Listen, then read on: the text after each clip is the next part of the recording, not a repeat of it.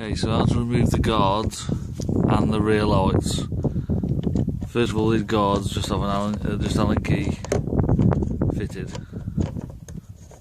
3 of them.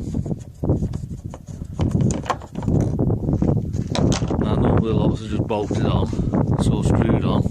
Obviously they have these adapters for them to bolt on. So it's just a case of getting a thin screwdriver, getting all the way through and undoing these adapter bolts. Obviously if you fit in, you'd be putting these in. And that is it, you just undo all 3 and the light pops free. So I'll come back in a minute.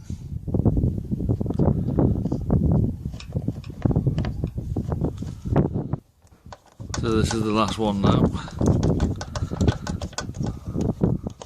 Undo it. Leave it in there a bit actually, pull it free because these lights stick. Pulls free. Undo the 2 connections, which are really easy to do. And that's it, your rear light's removed. Obviously refitting. Just put your normal screws in or your guard adapters and then fit your guard with an Allen key. Easy job.